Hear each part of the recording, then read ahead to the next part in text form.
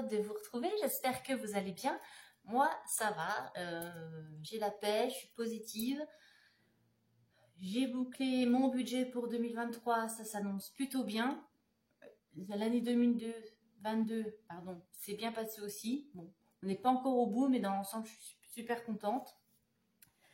Donc, je vais vous montrer après comment ça va se dérouler directement sur mon planeur. Bon, vous avez déjà eu un aperçu parce que je vous ai montré mes épargnes et défis pour l'année prochaine. Mais là, je vous montrerai beaucoup plus en détail. Je vais vous parler aussi de mes revenus et de mes charges pour l'année prochaine parce que j'ai déjà eu certains échéanciers.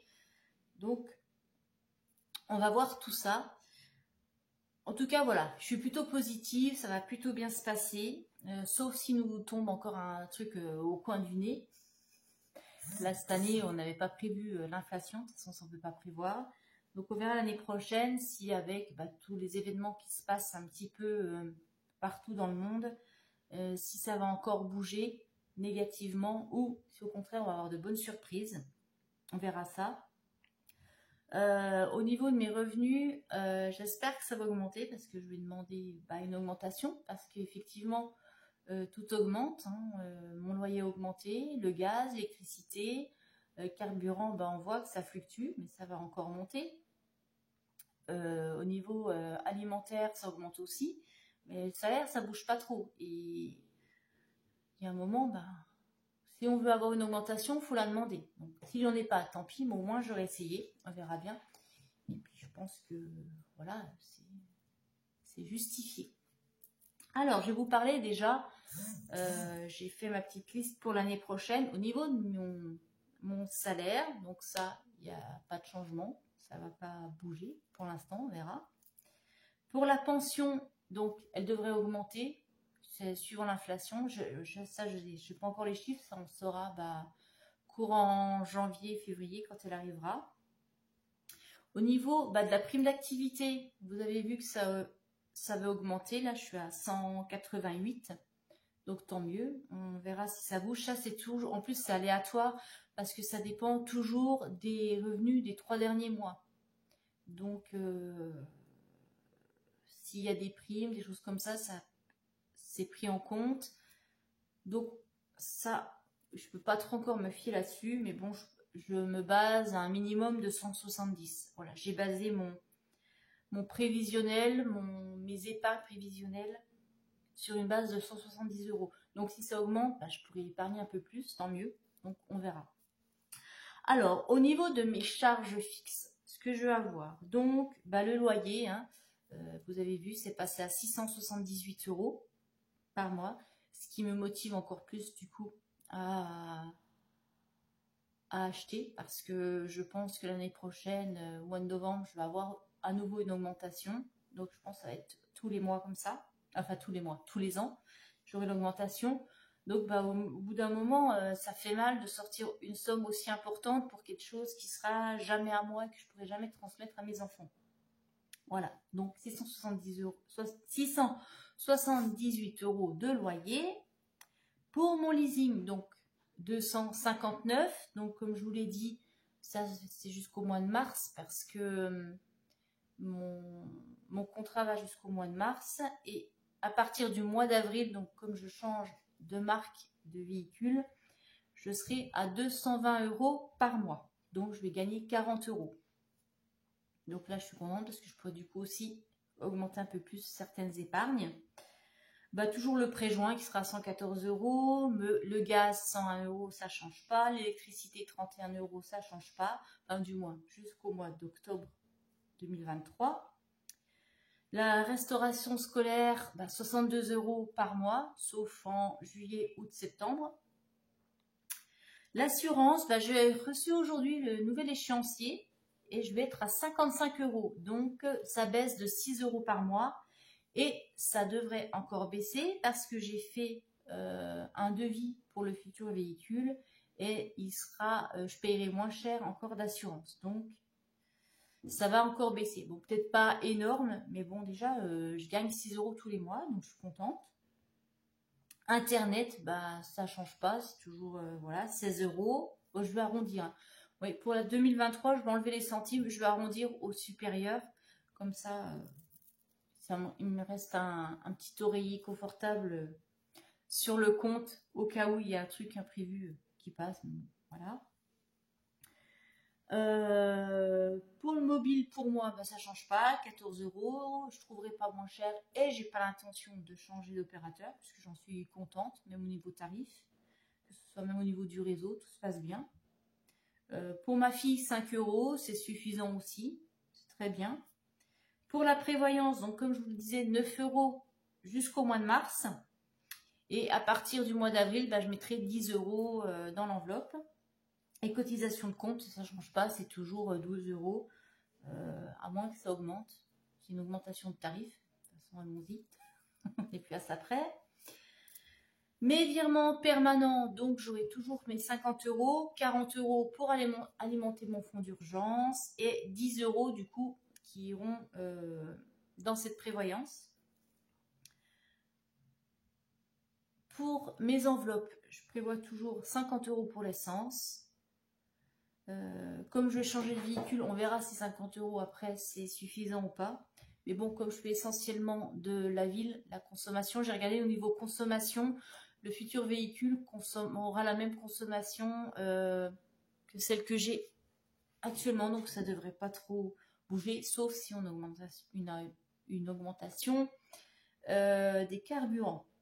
Course, toujours 280 €. J'espère que ça va pouvoir se maintenir, que l'inflation va pas encore augmenter. On sera toujours à 20 € d'argent de poche et 20 € pour l'enveloppe d'hiver. Et puis bah, le reste, ça va être sur les épargnes que je vais vous montrer après. Voilà. Est-ce que vous avez déjà une idée comment ça va se passer? Donc moi, tout est prêt, hein. Après, l'avantage, c'est comme quand la méthode est déjà démarrée, il y a juste à remettre à jour, suivant les échéanciers qu'on reçoit, à remettre à jour les prélèvements. Donc, ça va tout seul. Voilà. Allez, on se retrouve tout de suite pour la suite. Donc, on retrouve le planeur, hein. Je vous ai dit que pour 2023, je mettais tout dans celui-ci. J'enlève le grand classeur A4 et tout sera ensemble. J'optimise un petit peu. Ça m'évite d'avoir à naviguer entre l'un et l'autre. Donc, tout sera là. Je vous avais déjà montré l'autre jour. Donc, on va regarder donc ce budget pour 2023. Donc, dans les grandes lignes, tout est pratiquement bouclé. Il faudra juste attendre le 1er janvier pour pouvoir répartir justement les épargnes, etc. Mais je vais vous montrer ça. Donc, pour ma synthèse annuelle, là, je suis obligée d'attendre le 1er janvier pour voir au 1er janvier combien j'ai sur mon compte courant, sur mon LEP, au niveau de mes prêts. Donc ça, je ne peux pas le remplir à l'avance. Ici, pareil, hein, au niveau de mes dettes, si j'ai des dettes, mes prêts, etc., où j'en suis au 1er janvier. Là, donc, ici, j'ai rempli déjà mon calendrier de tout ce qui est dépenses et revenus. Donc, au mois de janvier, j'ai la taxe d'ordure qui va être prélevée, mais ça, c'est dans mon enveloppe, c'est budgétisé, c'est clôturé. Donc, j'aurai juste à verser la somme sur le compte bancaire, parce qu'il faut un prélèvement, je ne peux pas payer par chèque. J'aurai le billet de train de ma fille à acheter pour les vacances de février. En février, il n'y a rien de prévu, il n'y a pas de Saint-Valentin, puisque de toute façon, j'ai pas de chéri. Donc voilà, j'économise. Au mois de mars, eh bien, j'aurai le billet de train acheté pour ma fille pour les vacances du mois d'avril. Et au mois d'avril, j'ai deux de mes filles qui fêtent leur anniversaire. Donc là, j'aurai les achats à faire. Mais ça, pareil, les enveloppes sont clôturées, tout est budgétisé. Donc, j'aurai juste à prendre dans mes enveloppes. Au mois de mai, il n'y a rien de prévu pour l'instant. Au mois de juin, j'ai le billet de train acheté pour les vacances du mois de juillet. Juillet, août, rien de particulier, pas de prélèvement, pas de dépenses particulières. Au mois de septembre, à nouveau le billet de train acheté pour les vacances d'octobre. J'ai l'assurance scolaire qui sera prélevée. Donc celle-là, c'est 19 € pour l'année. Donc je ne budgétise pas 19 € prélevés sur le mois, ça va, ça rentre dans le budget. Au mois d'octobre, il n'y a rien de prévu. Au mois de novembre, j'aurai à nouveau le billet de train pour les vacances de décembre. Et en décembre, là, nous aurons Noël. Donc ça sera pareil, ça sera dans l'enveloppe Noël. J'ai l'anniversaire de ma 3e fille et j'aurai le prélèvement Amazon qui là sera pris aussi sur les enveloppes puisque j'ai prévu de le budgétiser. Donc là, c'est mes listes d'achats et de souhaits que j'essaierai de budgétiser avec des défis. Donc, pour mes fonds d'épargne, alors, mes projets pour cette année. Donc, j'ai mon fonds d'urgence. Il faut que j'arrive à 1 280 €. Donc, je prévois de mettre 40 € par mois. Là, j'ai fait une erreur. J'ai vu dans l'intitulé, il faut que je modifie. C'est 40 € par mois, hein, pas par an. Bah, le train pour 2024, parce que là, je budgétise toujours une année à l'avance, puisque c'est des grosses sommes. Donc pour 2024, j'ai calculé, il me faudra 480 € pour les trajets de train. Donc là, je mettrai 40 € par mois. Du coup, ça baisse un petit peu parce que là, actuellement, on prend le service accompagnement de la SNCF. Mais après, en 2024, comme elle aura plus de 15 ans, elle n'y aura plus droit. Donc, ce sera un billet de train classique. Donc, c'est moins cher. Noël, pour Noël 2023. Donc là, je baisse un petit peu le budget. Au lieu de 300 €, ce que j'avais mis cette année, ce sera 260 €. Donc, je mettrai 20 € par mois. Pour les anniversaires 2024, donc pareil, là, c'est toujours à N+1. 120 €, ça ne change pas. Parce que voilà, ça me fait un budget de 40 € pour chacune de mes filles. Je trouve ça raisonnable pour un anniversaire. En même temps, il faut faire en fonction de son budget. Je ne veux pas mettre des sommes et des sommes. Si j'ai un petit salaire, je n'ai pas envie de me ruiner. L'important, c'est de faire plaisir et c'est pas forcément en mettant des grosses sommes. Donc ça, je vais mettre 10 € par mois. La taxe d'ordure, ça ne change pas. Donc ça sera 100 €, donc 10 € par mois. Dans l'enveloppe santé, bah, je vais baisser un petit peu vu que maintenant, comme mes séances d'ostéopathe sont intégralement remboursées par la mutuelle, j'ai pas besoin, pas besoin d'autant. Donc je baisse un petit peu. Donc santé, 240 €, donc je mettrai 20 € par mois. Donc Amazon, 70, 10 € par mois. Pour les week-ends, bah, je projette pour un week-end une moyenne de 300 €, ce qui inclut l'hébergement, les repas, le trajet, voilà. Donc 20 € par mois. Pour les vacances, toujours 1500 € pour juillet, 40 € par mois. Donc là, pour 2023, je ne pense pas pouvoir atteindre les 1500 €. Donc au lieu de partir 2 semaines, parce que 1500 € c'est pour les 2 semaines, ce qui inclut l'hébergement, les repas, l'essence, les péages, les petites sorties restaurants, des sorties peut-être culturelles au musée, dans des parcs, etc. Bah, du coup, si j'ai moins, on partira qu'une semaine. C'est toujours mieux que rien. Et mes projets à moyen et à long terme, de la prévoyance. Bon, c'est vrai que pour certains, ça fait froid dans le dos d'en parler, mais bon, c'est important. C'est des frais d'obsèques. Voilà, donc 4000 €. Donc je mettrai 10 € par mois. Donc ça va remplacer le contrat prévoyance que j'ai actuellement à fond perdu. Je vous en avais déjà parlé dans d'autres vidéos. Et ça, ce sera à partir du mois de mars. Donc 10 € par mois, j'ai le temps. Je veux dire que je suis encore jeune, j'espère ne pas partir demain. Et auquel cas, si je partais avant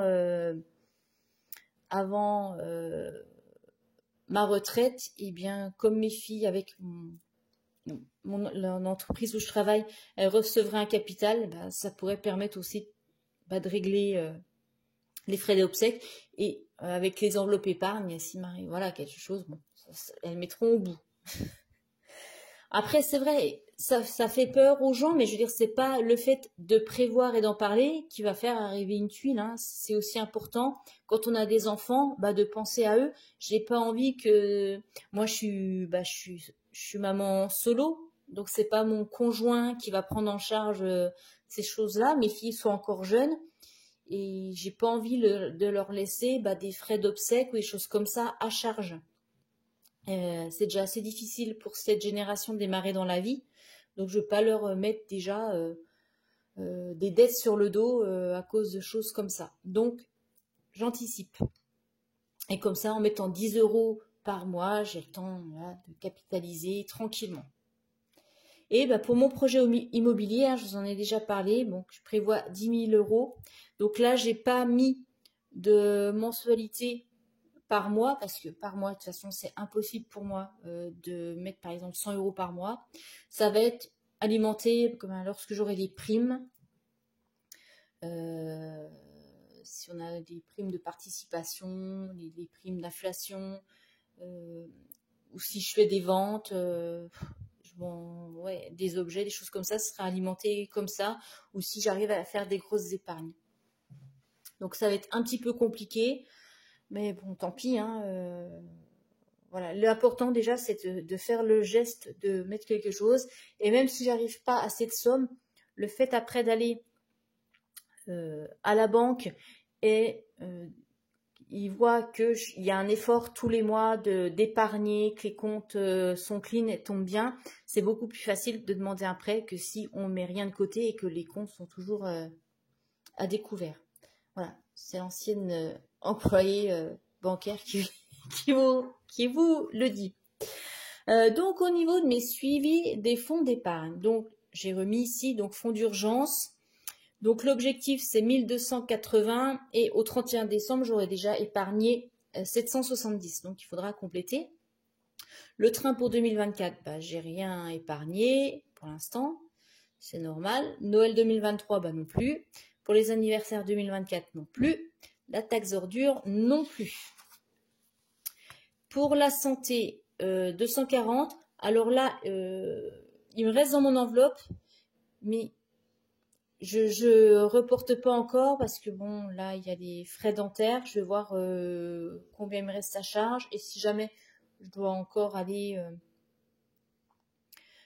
faire des visites médicales, je ne sais pas, d'ici fin décembre. Donc, je n'ai pas encore noté. J'attendrai le 1er janvier pour reporter ici. Mais bon, je suis plutôt bien partie. Je pense que voilà, ça va vite être comblé. Amazon, toujours rien. Pour les week-ends, bien, j'ai déjà une enveloppe en cours, donc je reporterai. Pareil, j'attends au 1er janvier. Pour les vacances, c'est la même chose. J'attends au 1er janvier. Et pour la prévoyance, ce sera à partir du mois de mars. Et pour l'instant, il n'y a rien. Voilà. Donc ici, je remplirai chaque mois les revenus, les épargnes, donc les différentes catégories. Donc ça pour le premier semestre et pour le deuxième semestre. Voilà, donc vous voyez, tout est prêt pour 2023. Il y a juste 2-3 bricoles à compléter, mais ça c'est vraiment au dernier moment. Alors, est-ce que vous, c'est déjà prêt? Dites-moi ce qu'il en est. Si vous avez déjà préparé votre budget 2023 ou si vous voyez déjà comment ça va se profiler, comment ça va s'organiser. Si ça va mieux se passer que cette année ou s'il y a des choses voilà, dues à l'augmentation de certaines choses, ça va être beaucoup plus compliqué. N'hésitez pas à me faire un retour. Si vous avez besoin de conseils, n'hésitez pas. Hein. Vous pouvez me contacter en message privé sur ma page Instagram. Si vous avez besoin d'aide pour justement monter votre budget, démarrer la méthode, n'hésitez pas, ce sera avec plaisir. J'ai déjà aidé certaines personnes. Donc c'est pas un problème. Voilà, écoutez, je vous dis à très très bientôt et je vous embrasse très fort. Bye bye.